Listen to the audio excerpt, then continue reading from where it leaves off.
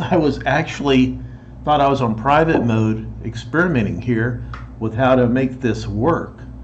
Um, but gosh, since I got it up here, let's roll with it. I don't want to waste an advantage. Okay.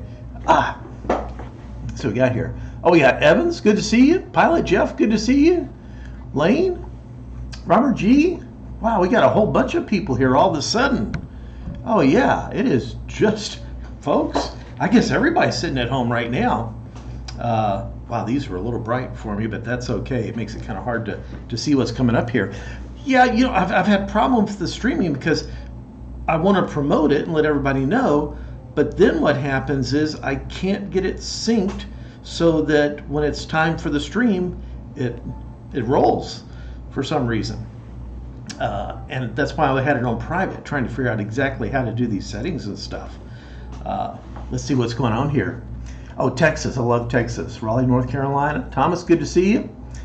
Let's see. So you're being safe? Yep. I fly air cargo Anchorage. Man, I've never been to Alaska. I would love to go to Alaska. Yeah. Experiment mode has moved into final stage. Yeah. I wasn't expecting it to happen like that. See that, well dressed for it though with my vintage Hawaiian shirt here. See what else we got here. You got an email saying I was live. Huh. Yeah, I don't know. Like I said, I did it once. It was on private, and I was trying to do it again, to reinforce what I had done, to make sure I could do it consistently. But apparently there's no consistency there. Let's see. Thunderstorms outside of Colorado, Dulles, Greenville. Hey Ray, thanks for that. I appreciate you showing up. Man, I hope everybody here is still employed. I mean, it's a tough time for everybody. A lot of people losing their jobs, getting laid off, flying. I mean, you probably noticed on my channel it really slowed down. We went for about 2 months doing nothing, just dead, and which was good. I actually ended up getting the COVID. My wife and I, at the beginning of March, and I know where I got it. It was on an airliner coming out of Florida when that stuff was breaking out. But it was slow, and then when we started picking up, it was little stuff, like the caravan down to the lake and back. That's a 40-minute flight. Really not much to do with that. Maybe go pick something up in Colombia. As far as the Excel, we've done a trip to Indy, and then we did Kansas City, and the CJ1. Gosh, I've hardly done anything in that. See, I'm getting 2 sets of comments here. One from Tim Hunt here. He's a truck driver. Oh, and it's showing up there, but only a few show up there. That's interesting. The Challenger, boy, that thing, it's been, the last time I flew it was middle of February. Long time for that. It looks like it is going out on a long-term lease. And so many people ask me about that airplane, why I'm not flying and stuff. I have flown in the left seat for some empty legs. The thing is, every time I do a trip and we're done, I think that's it. The plane's going away. So, and then all of a sudden, a surprise, 6 weeks later, hey, do you want to go here with us and do that? Oh yeah, sure, it's still here. I didn't realize that, But right now, it looks like it will be going somewhere. Let's see. Yes, it is. Boy, I tell you what, the craziness. Oh, your 17-year-old son, Rox, his 17-year-old son is getting his license very soon. That's a great age to do it. Start out young. I was actually sitting here with a glass of wine working on this. That's probably what the problem was. Jeff wanted to do a little live Instagram today, but I told him I was working on the YouTube thing, working on trying to get that all figured out. I think I got the lighting better. I got a little problem with the lights behind me in my office, as you can see. Back that way. Yeah. I was using that snowball microphone, gave up on that. it wasn't sensitive enough. I think that this microphone that I'm using right now, and of course you can't see it, it's right in front of my monitor, is doing better. Let's see what we got here. We got a lot of comments here, a lot of kids with their dads here. That's great. That's absolutely fantastic. Good, Robert, it's Sunday morning? Robert's my buddy in Australia. You know, I definitely did not expect to see you here, Robert. I was telling everybody that this was actually an accident, that I was here. My wife's upstairs making dinner, and pretty soon she's going to be hollering down. I think she heard me and turned her music down so it's not drifting over. When did I take my license? Gosh, my private license, that was probably 1988 or 89. It's been over 30 years. Couldn't tell you exactly when. Actually, the logbook is just right down here in my desk. I've got an office in the basement at home with all that stuff in here. I could pull out the exact date, but I'm not going to waste your time doing that. How many flight hours? Approximately 1,400 and something. And at this point, what happens is I tend to get behind on my logbook, and invariably I have to do an insurance form, and they will know exactly how much time I have, and then I'll put it all added up and bring it up. And right now I'm trying to stay up with it. Yeah. But what I should have done, I regret not doing this. I should have converted over to an electronic logbook.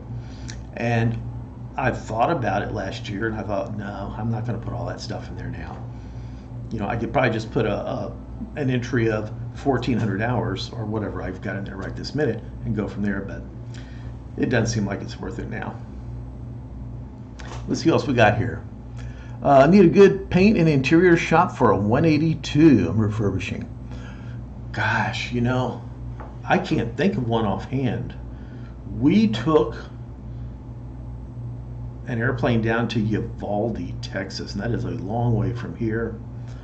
We've had Cessna do stuff. We have had Elliott, I think it was Elliott did one of our paint jobs. They tend to kind of jump around on where they're getting their paint done.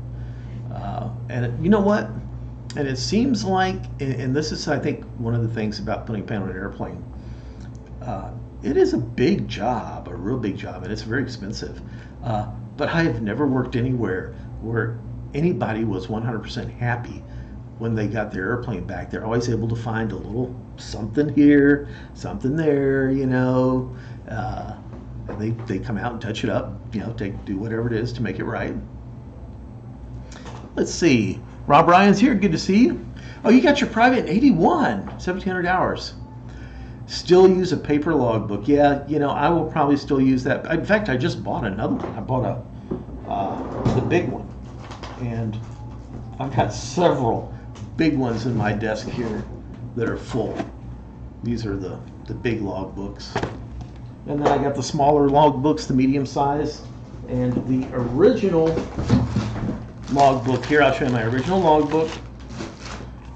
This was my pilot log with my first entry, private pilot. No, well, as a student pilot, I'll tell you when I took my first lesson. My first lesson was in 1987, January 16. It's been a while, hasn't it? Yeah. I bet you didn't think I could pull that out like that. Let's see what we got here.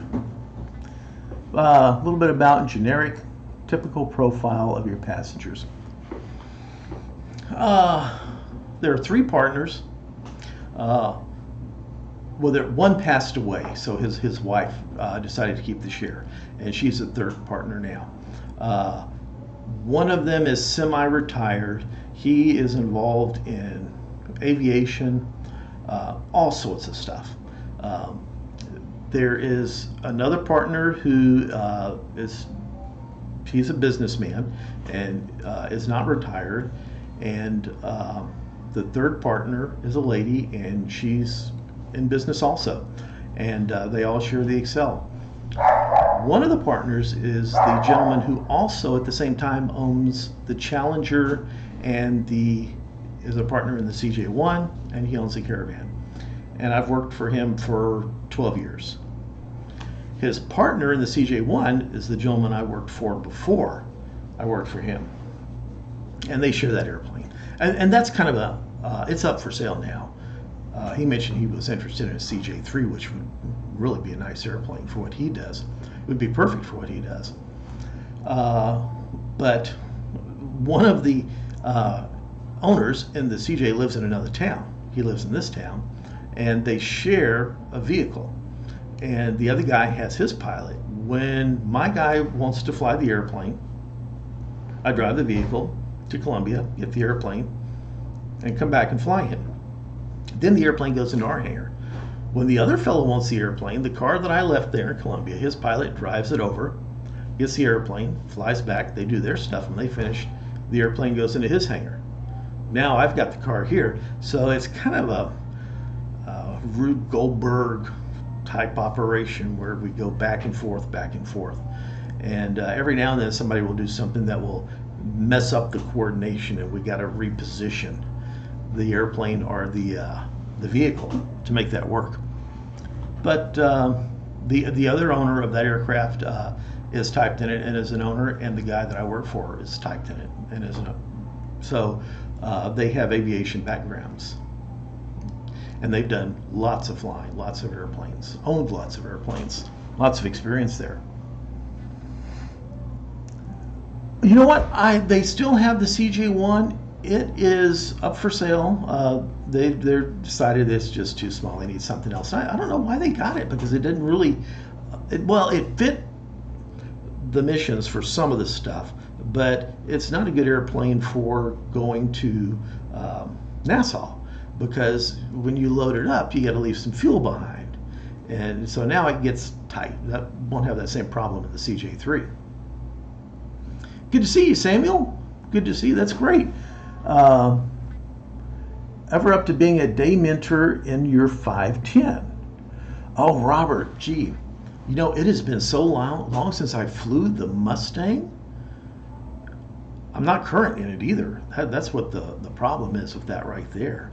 I would assume that the insurance company would require that I actually be current in the aircraft and have had a full sim recurrent. Right now, the insurance companies are cracking down on operators and requiring a lot of them now to send also their second in commands for a full sim recurrent, which is very expensive. For the Excel, that's about $10,000 per person per year. So you can see that adds up fast. Because a lot of small operators, they may use a guy that might be typed in their aircraft, but he works for another company, but is no longer current as PIC, and he'll do the SIC job. You know, they'll pay him a day rate. But now that they're requiring the SIC be sim trained and to spend that money on them, it's a much bigger commitment that they're going to have to deal with. And I mean, I've talked to a number of people that that's a problem for them. They're trying to figure out what they're going to do. And Mike and I, we went to full sim recurrent together last February. Into February is what we did. Let's see what else we got here for questions. How often do I go to recurrent? Every 12 months. The Excel's every 12 months. And I've been alternating the CJ.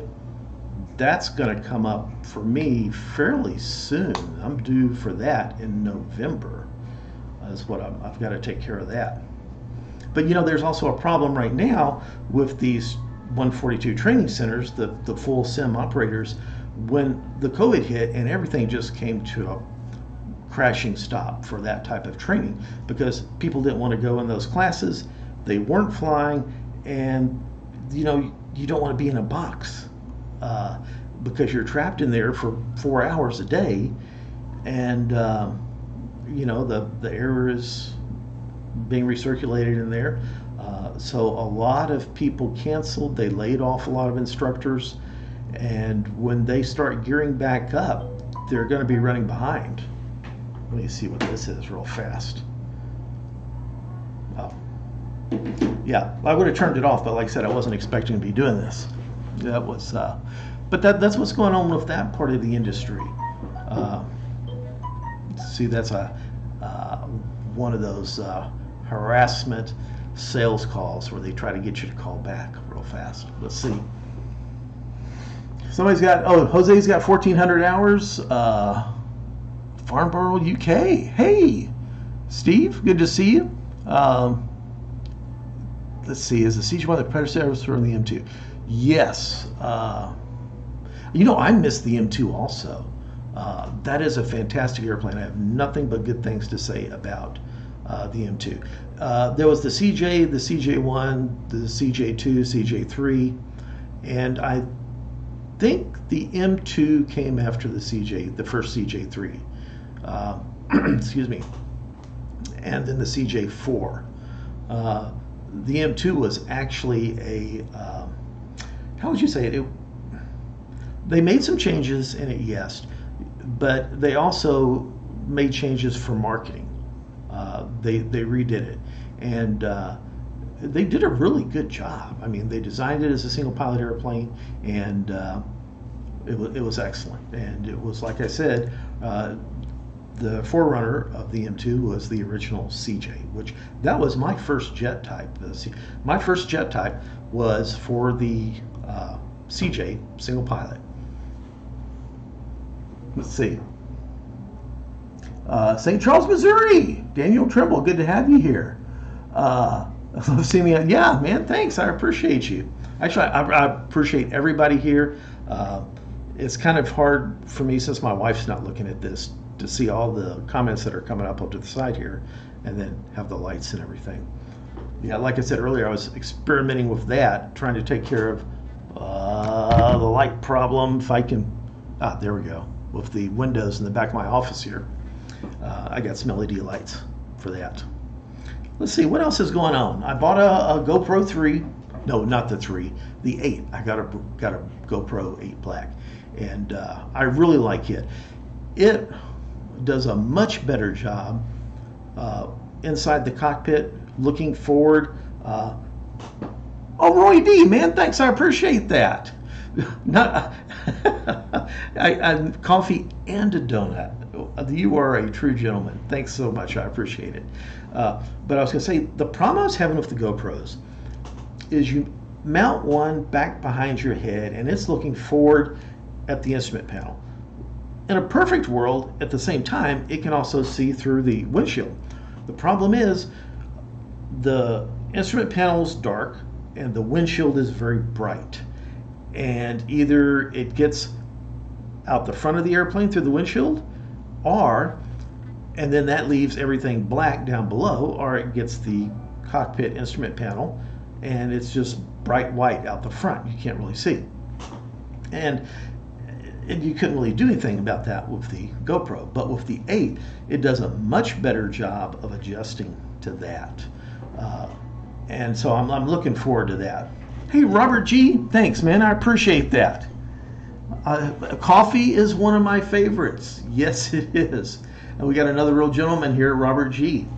And I get this question all the time because people will ask me, what is wrong with the instrument panel? They'll see that pilot flight display right in front of me, and there's one in front of Mike, and they're flickering. They're flickering. The problem is those are older displays. They're cathode ray tubes, CRTs, like they used to have in the old TVs, and they've got a 60 hertz refresh rate. So what it's doing is it's rebuilding that screen, the images on the screen, 60 times a second. Okay, it's not synced with the frame rate of the camera, so there's a mismatch.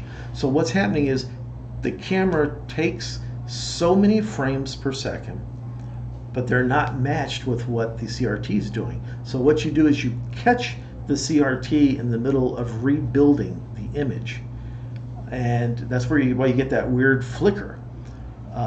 Now what you'll notice also will happen is, as the light changes, that I guess the aperture in the camera, I mean, I'm not a camera guy, so I can't really tell you, but it makes an automatic adjustment in there to the changing light, and you'll notice that that flicker will start to slow. And if you get it just right, the image is correct. But most of the time, it isn't. Nothing I can do about that. But like I said, the GoPro 8 seems to be a little bit better at handling that.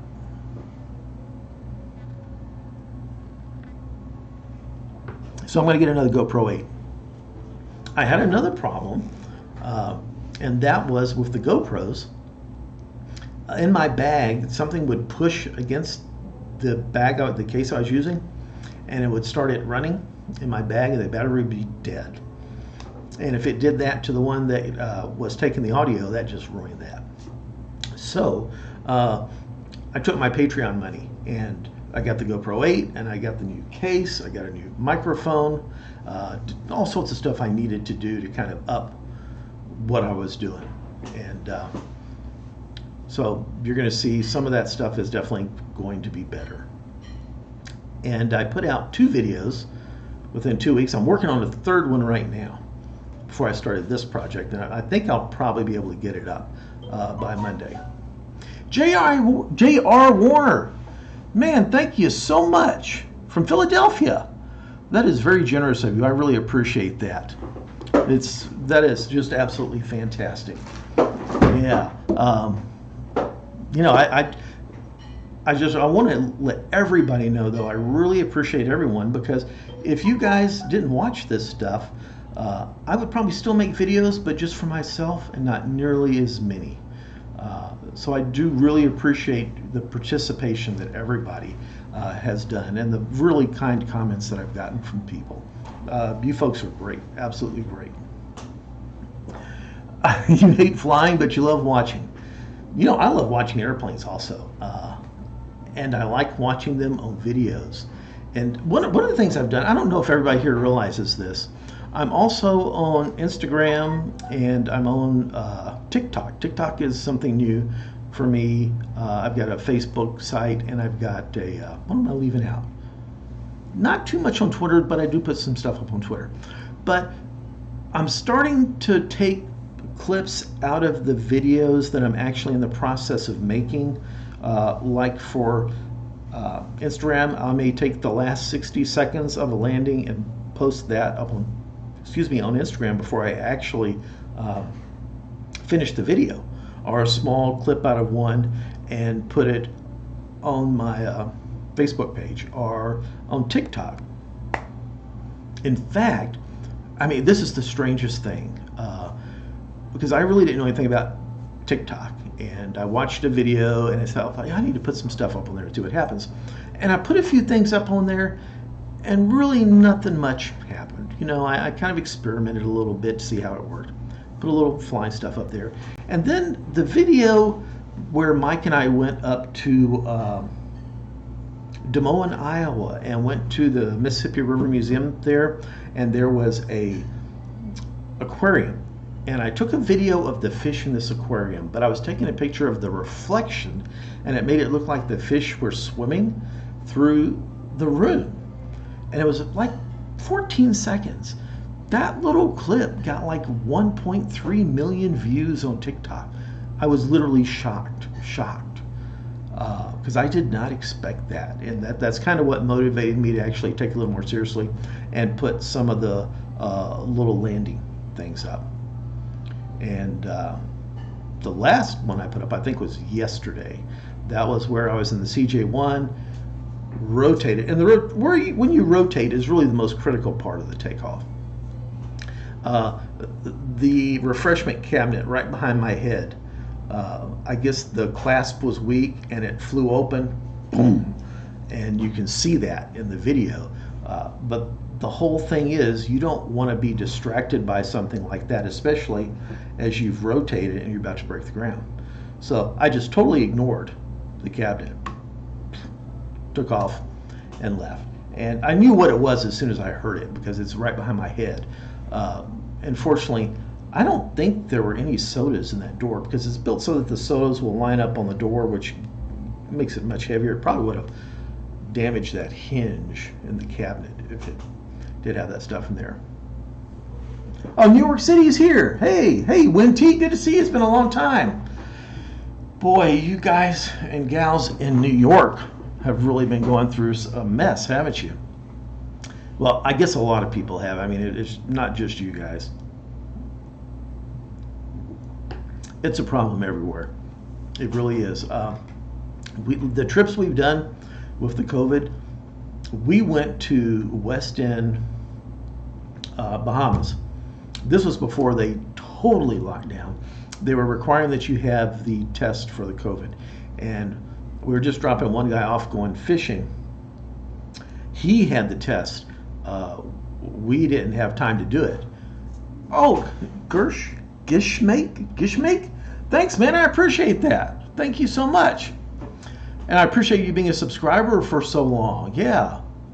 Well, thanks so much. That is very kind of you. And man, I hope that you are able to stay safe and avoid this. Hope everybody here is able to avoid this and stay positive, because this will pass. Like all things, this will pass. Boeing man, good to see you. Wow. Let's see, in the downtime, you could try the new flight simulator that is coming out.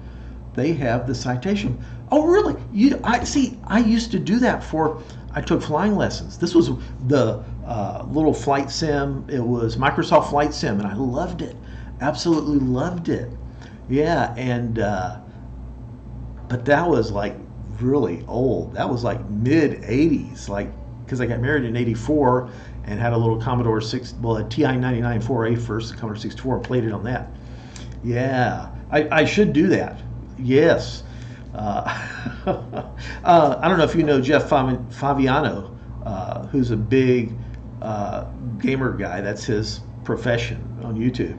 He actually lived up here in the St. Louis area, and I knew him from up here, and we got together and did some virtual reality flight simming together on a video or two. But see, I got distracted. Where did I leave off? Okay. Oh, well, okay. So we didn't have time to get the test because it would take 4 or 5 days if you could even get the test at that point. But if you didn't, you just couldn't enter the country. You could drop him off if he had all the paperwork, which he did, customs cleared him, and we just turned back around. We went over to West Palm Beach and spent the night there. And it was really breaking out there. When we got there, I mean, it was like every place you had to have a mask. When we went to eat, though, there was hardly anybody in the restaurants. The couple of meals we ate there, you had to wear the mask. When they set you down, we went to a cheesecake factory, and once you sat down, you could take the mask off, order, and eat. But there were maybe only 2 or 3 tables of people actually eating there. It was like a ghost town, and the hotel was the same way. And the FBO was just dead. It was kind of scary because some of the FBOs that we've gone, and this is an indication of the impact it's had on the industry. Like I did a trip in the caravan up to Des Moines. I went to Des Moines, and there was nobody on the ramp. There were only 2 people there. There was a girl working the counter and a guy that was working line service. That was it. The caravan was the only thing there. But it's picking back up. It is picking back up. So, we'll just have to work through this.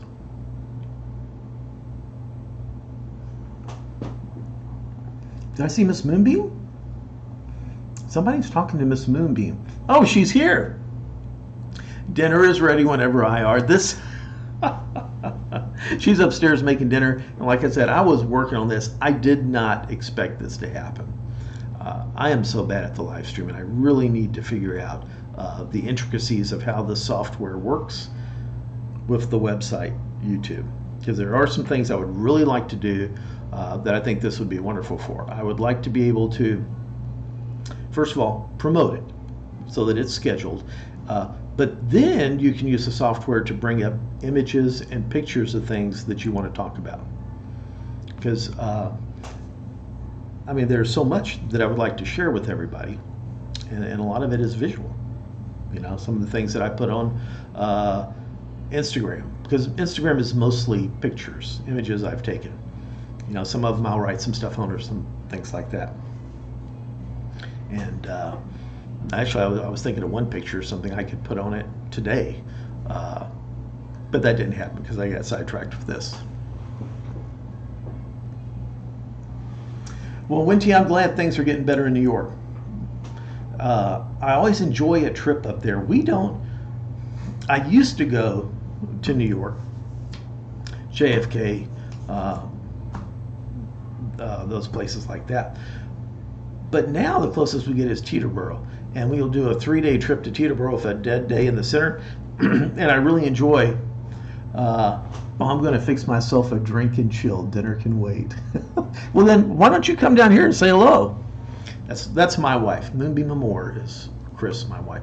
She actually is going to be in the video I'm working on a little bit that I was working on today, which is a caravan video where I flew the caravan up to Aurora, Illinois, outside of Chicago for inspection, and then took a rental car back down. And then, who do we got here? We got Vicar Lee. Thanks, I appreciate that. Thank you very much. Very kind of you.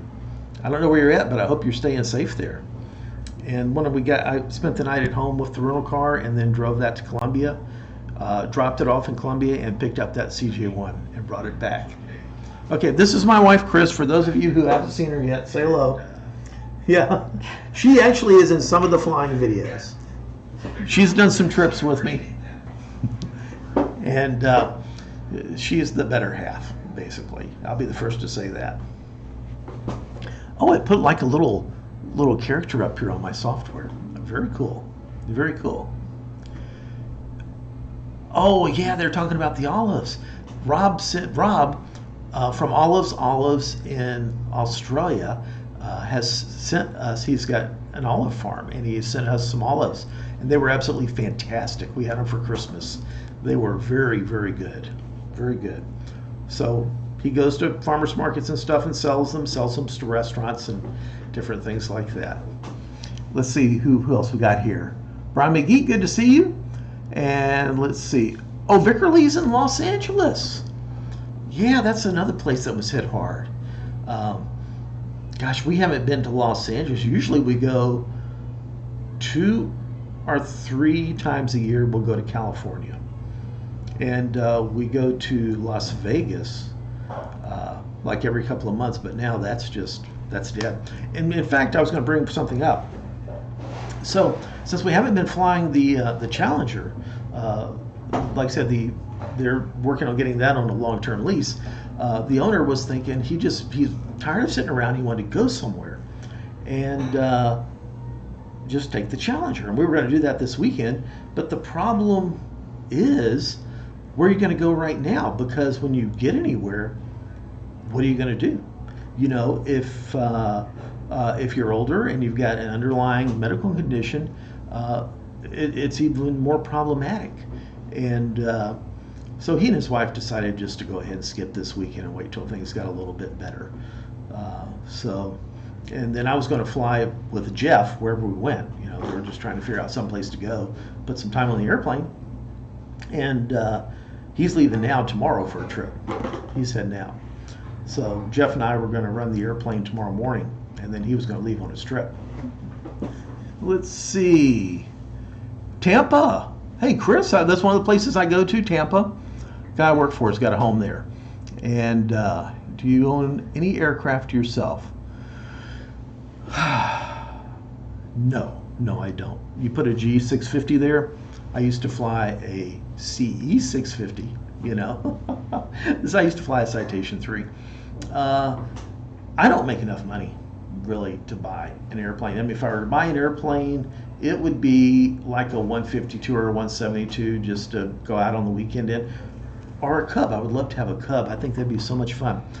But they're expensive. They're expensive to maintain. And so anything bigger than that, no. I mean, I should never say never, because when I retire, I would like to get something like that and then travel and make videos, YouTube videos of that. And we've got a little 2-person trailer that we pull around in my truck, my wife and I was thinking that's another thing. When that day finally comes, you know, start making trailer travel videos. Hey, Nash Guy, thanks, I appreciate that. Nash Guy 207. That's very kind of you. That's another cup of coffee there. That's the good stuff, is what it is. If you get to Southern California, let's see. Oh, you got a Conquest 2. No, I couldn't give you tips on a Conquest 2. I did some 135 work in a Conquest 2 probably 25 years ago, just in the right seat once or twice a month for maybe 3 months. And we would do some trips. The thing that stands out to this day about that airplane was the nose was so long on it, or at least it appeared that the nose was so long for that. But it was a fun airplane. Yeah. Oh, you know what? The thing is, Rob, if you've got current experience in the airplane, I can't show you anything. You know, you're going to fly that thing so much better than I. Because the thing is, if you don't use it, you lose it. You got to stay proficient in the aircraft you're flying. And it does. You know, I can tell, if I don't fly for a month, I can tell the difference. You know, the thing is, you don't fly an airplane for a while, even though you're still current. Let's say you go for 2 months after all this stuff and you hop in and take a trip. There's always this like, oh, where is that? What's the, and you get it, but there's a little bit of a hesitation, a delay as you reorient on this item or that item. Yeah, it definitely has an effect. Let's see. Hey, Ray, West Central Indiana. Oh, your senior year. Fantastic. Aviation management. Any advice on jobs? You know, that is a tough one with what's going on right now, because it is so difficult to say where this is going to go. Right this minute, there are not many jobs to be had because people are sitting around. Flight departments are just sitting around. Aircraft sales are down. People are still looking at planes, though. My gut feeling on this is when it comes back, and it will, I think it's going to come back much further than people expect. I think the pressure is building. I think the corporate general aviation sector will come back faster than the airlines, is my feeling, just from talking to other people and seeing what's going on. These owners are ready to get out and start moving again, you know, taking care of business. There's a lot of pressure on that. Not sure there's the same pressure for the airlines, you know, because people still remember flying on the airlines when they were full every day, every seat, sitting in the middle seat. And it's different. Like I said, I think that'll come back, but I'm not sure how long it'll take. You're right, the Conquest 2 is fast. Back to basics. Yep. You know, the thing is, those basics you learn stay with you for life. With flying airplanes, they are, you know, they're still good today. And, you know, like I say all the time, fly the airplane first. Doesn't matter if you're in a 152 or if you're in a Challenger 300. Fly the airplane first. You know, I was thinking today, because I'll put stuff on these like Instagram and TikTok. I'll make pictures and put things on it. And I was thinking about putting one up with an airplane, with something about the fact that if you're having trouble slowing the airplane down on final or on the approach, something is wrong. And start looking around. Check your gear, check your flaps, tailwind, microburst, because it's probably one of those things, because you shouldn't have trouble slowing down on the approach. Just one of those things. Don Cornish, thanks, man. Very kind of you. Very kind of you. Yeah, that is fantastic. I really appreciate it. I'm a subscriber. I really enjoyed the video when you went to pick up the Cessna and was jazzed. I still hear about that video. A friend of one of my kids actually watched that video and was asking me about it. And the funny thing is, they had gone on a bike ride and gone down this hill, and it was very steep. And my youngest son could not make there was a tight turn at the bottom. He was going too fast, couldn't make the turn, went off and actually went flying, somersaulting. He was really sore. Fortunately, didn't break anything, but they called and asked me to come pick him up because I drive a pickup truck, and went and picked him up. And his friend asked me about that video as we were driving back to get their car where they had started out. So that's kind of funny. Tim Old, good to see you. Let's see. Hey, Captain, my travel question. What aviation destination to visit is on your bucket list that you haven't visited? That is a good question. That is a very good question. I have never been to the Arctic. I would like to go to the Arctic. I flew a King Air 350 up to a very small town because the airplane had been sold. I was delivering it, and the town that I landed, I can't remember the name, but it was pretty much the end of the road. That's where the road ended, and anything further than that, you were taking some type of bush airplane or something to wherever you're going. I'd like to go way north. I'd like to go way south. I would like to. There are lots of places I would like to go in the airlines, but in the airplane myself, with me flying it. You know, the thing is, I enjoy all the places I fly to. I enjoy flying into them. I really like flying out west.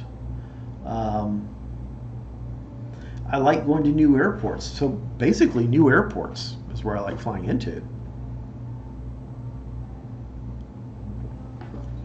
You know, I don't know when this started. Okay. And you knew, the folks that are here knew this was actually an accident. I had it on private first and was trying to figure out how to do some of this live stuff. And then I got a shock when I actually saw stuff coming up here. So here we are, talking about that. Let's see. Oh, Miss Moonbeam says New Zealand. Oh, you know what?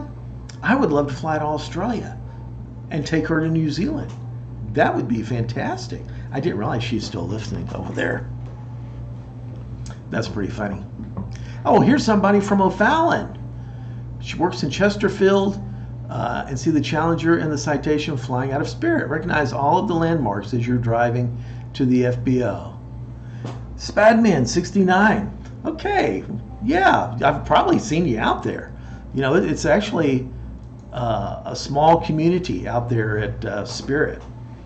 Yeah. You know what I need to do sometime? And I keep thinking about this because people will say hello to me different places, and I'm not shy. Don't have to do that. But when I'm flying and people say hello, and I guess this really has, excuse me, something to do with my training, I tend to just be very short. Not that I mean to be short, but I've always been trained aviate, navigate, communicate, and when you communicate, you want to keep it brief so that you don't block the frequency. When somebody really needs to say something, and so I'll triple click or just say hi or something like that. But Tower says hello to me, and I need to go by and say hello to them sometime because they probably think I'm just rude. When I just say hi or something like that. Let's see, how far out to Northern California? Once or twice a year. Okay, Tim says he's a fan. Thanks, I appreciate it. Oh, Centennial. I used to fly into Centennial a lot. I liked going to Colorado. Yeah. Mike and I were just talking a couple of days ago. We'd like to get a trip to Eagle. because we do go out there quite a bit, but not since all of this has started. That's really slowed it down. But Eagle is a great place to go. A lot of times we'll stay in Glenwood Springs out there. And if you've never been there, it's a great place to visit. It's a beautiful mountains. Jeff, the Challenger pilot, they go to Eagle a lot also. And they stay in Glenwood Springs also. In fact, they were there last week. I was talking to him about that. And I think it's in those mountain towns where people go, I think a lot of them, the COVID was there. People were wearing masks and stuff like that. Glenn, good to see you. Used to fly into Boston a lot, haven't in a long time now. When I did 135, we did a lot of flying to Boston. Yeah. You know, I was saying earlier, I was experimenting with the lights. I think the lights are working a lot better. One of the things I bought with the GoPro 8 was, with the Patreon money, was some LED lights for improved lighting. So I've used them for a number of things. Springfield, Missouri, good to see you. Brit Geek, 1978. Oh, Kevin Manning. Yeah, Mike's a great guy. Mike is a great guy. People ask me all the time, oh, you need to get Mike to talk about this or that. I'd like to hear. Mike is not into the camera.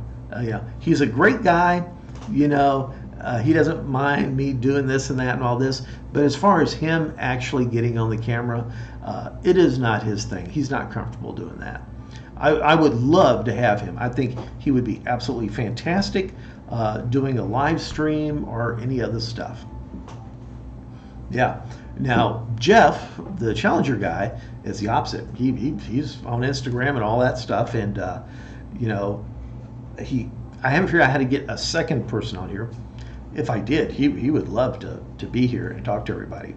He's done, when I've done Instagram, he's showed up a couple of times and answer questions and talk to people.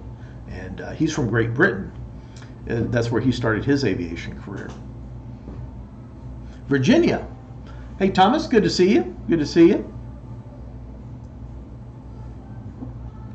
I'm going to have to stop in about 10 minutes because my lovely wife was so kind to make me dinner, and then I did this.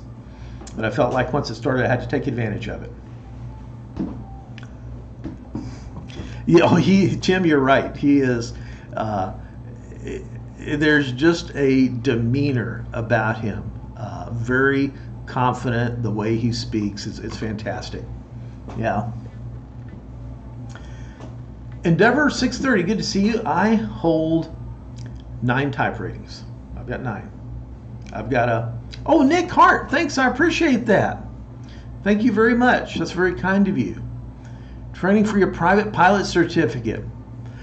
You know, I will never forget my private pilot. It was such an experience. I'm gonna finish this question and say something, but I've got 9 type ratings, and those type ratings they're like the Citation 500 type rating. That's 7 or 8 different airplanes. They made so many variations of the 500. That 500 series, from the Citation 560 to the original Citation 500, they are so different from each other. They should have probably split that and made a second type. But the point I'm making is, then all that stuff branches off into other stuff, which is a lot of different things. Yeah. So when I did my private, when I went for my very first lesson, and I didn't know what this stuff was supposed to be like. I didn't know what people normally did for lessons. And we flew out of Memphis International. We flew over to the river, Mississippi River. And the guy was talking, he was Norwegian, he kept saying, yeah, these airplanes, they're this and that, and you know, you can do this and that. And he was saying, yeah, people get freaked out if the engine quits. It's nothing. They're like gliders and stuff. And he shut the engine off, and we glided around, and we were over, I think it was President's Island at the time. This has been over 30 years. And there was a grass strip, and we landed on the grass strip. Now, once I became an instructor, I realized, you don't do that with students on the first lesson, which makes a heck of a lot of sense because there's no guarantee that engine is going to restart if you have a problem. But it was an oddity. I will never forget that. That whole experience was quite the experience.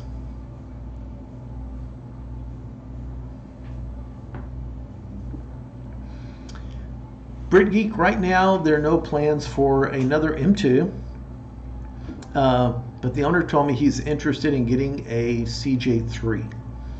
Now I'm not sure which CJ3 he's thinking about for that. We got a CJ3 in our hangar. In fact, they asked me if I could do a trip for them coming up at the end of the month. We're still waiting to find out about that, but there are two versions of it. One of them has the Collins avionics in it, and it's got the Collins FMS. And the other one, what does the other one have? Does it have a Garmin in it? Garmin 1000 or 3000? I can't remember. So, but I don't know which one he was interested in getting. Was the point I make here. When rotating, it's not coming up quickly enough.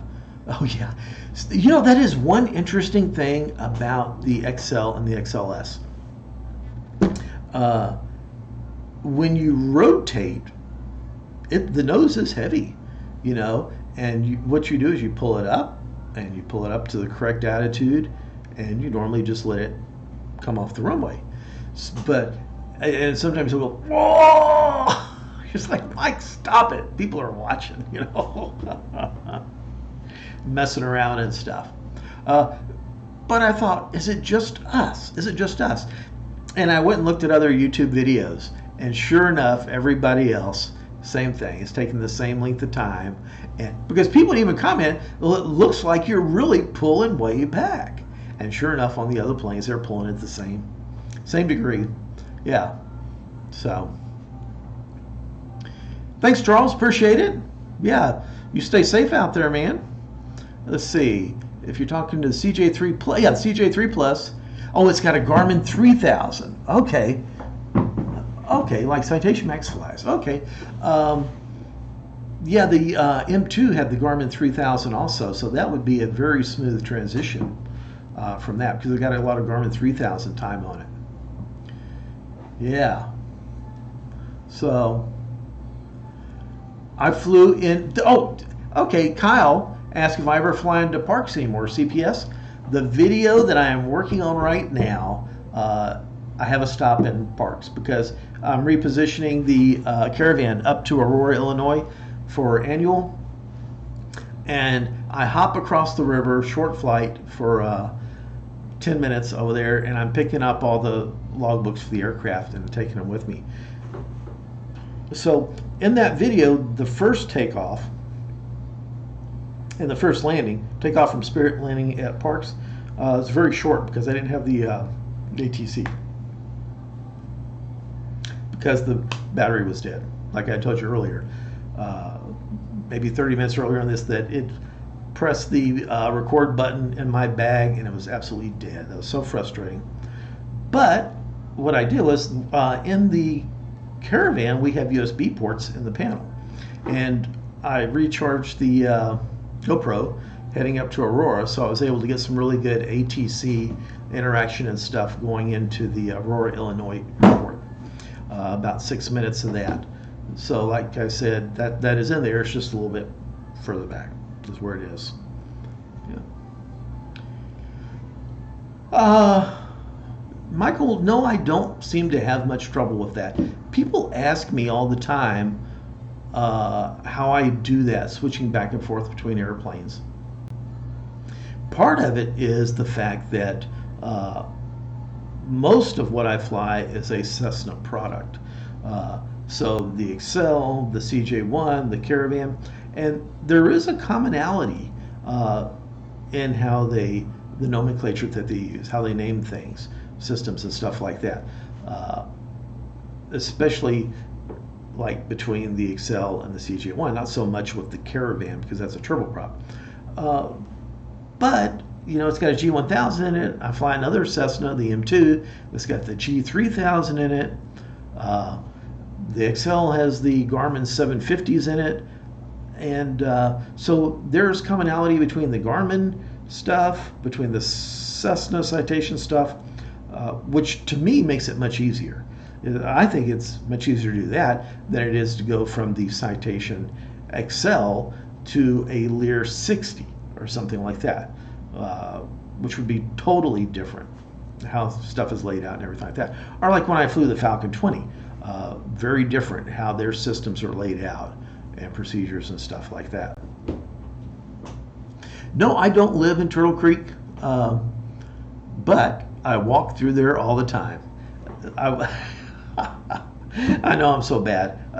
It's a nice neighborhood to walk through when you're getting exercise. And yeah, so I walk on the outside of that golf course down the street there. And so some of you will see in my Instagrams, the live Instagram stuff, are some of the videos where I'm going. And that would be a nice place to live. Those are nice houses over there. No, man, I live in a dump. I'd show you, but I'd have to drag the computer and all the links and stuff to the camera. Hey, somebody from Germany. Good to see you. FBNES, good to have you here. ZB, my view on the future of aviation. Okay. And the 737 MAX, one of the safest planes. I think, Tommy, I think you're absolutely right. When they get the 737 issues worked out, it's going to be one of the safest airplanes. That thing, they are just going through it with a fine-tooth comb. But back to the other question, future of aviation. Aviation is not going away. It obviously is not. I think there are going to be some changes in how we do things. There's going to be more and more automation, artificial intelligence. I don't see them taking the pilots out of the airplanes. I think what they'll do, which has happened throughout the industry, is they'll take one more pilot out. You're going to see almost everything going to a single pilot. And it may take 20 years, but I think eventually that'll happen with the airlines, because I know for a fact that the manufacturers of these airliners and the airlines themselves and the FAA have been talking and interacting on this whole single pilot thing. But there will always be a pilot in general aviation and in commercial aviation. Military aviation is something totally different. They've been moving away from piloted aircraft with drones and things like that. I think what will happen, and this is just a guess on my part, my feeling is where you will see the first artificial intelligence driven aircraft flying human passengers will be in the military, and it will be air evac, medical flights, because you're probably going to fly into a high hazard area picking up wounded. And I don't say this to be disrespectful, but wounded aren't going to complain if the aircraft's picking them up and getting them out of there. And those, I think, will be the very first that you will see. And then they'll be able to prove the concept with that. But like I said, for commercial aviation, I think there's always going to be at least one person up front. And for a long time, it's still going to be two. I don't even know if there are any aircraft out there still using a flight engineer. I can't think of any. But when you think about it, the original, flight crew was a pilot, a co-pilot, flight engineer, navigator, and the military had a fifth one. Yeah, but it's like every 20 years they took one of those seats away. They took away the flight engineer, they took away the navigator, radio operator. I'm talking about, that's the other one. Then they took away the radio operator. So almost everything became a crew of two through automation. And automation is not going to stop, unless electricity goes away. So they're definitely working on trying to get it down to one pilot. So, I mean, you guys may feel differently about that. That may actually be kind of depressing. I have not flown in the Challenger, Caden, since February. So I'm kind of I mean, it's not my airplane that I normally fly. It's kind of like a fill-in thing for me. And there was a possibility of something this weekend, but it fell apart. Do you prefer Boeing or Airbus? I prefer Boeing, and Airbus is a fine aircraft. I'm not criticizing. Well, yeah, I am. I guess I will. I don't think I would be comfortable with the wireless joystick concept, with everything being wireless. Things fail. I like stuff that has a backup mechanical connection or something like that. So I'm not crazy about that. But they've obviously proven their worth. They've been out for a while. Some people swear by them, but I also like buying American. There are probably people in Europe that say the same thing. Buy Airbus because it provides jobs here. Buying Boeing aircraft provides jobs in the U.S. I'm all for that. My wife is back. Let's see, maybe. Oh, let's see. Well, Caden, we had the XLS, and a little over a year ago, we sold the Citation XLS and had a Citation XL come off a long-term lease, and that's what we're flying now. So we're actually in the XL. There's not a big difference between the two. You just looking at it, you would not know that. There's a difference in the avionics, a little bit higher gross weight by 200 pounds, a little bit more power on the engines, but they're all small differences. Well, everybody, I have enjoyed talking to you. It's been an hour. It worked out fantastic. Actually, I'm glad I screwed up and did this. But everybody stay safe. Be careful out there. Look out for others. And we'll have to do this again. Thanks for everything. Let me see if I can figure out how to shut it off now, because my dinner's on the table. Let's see.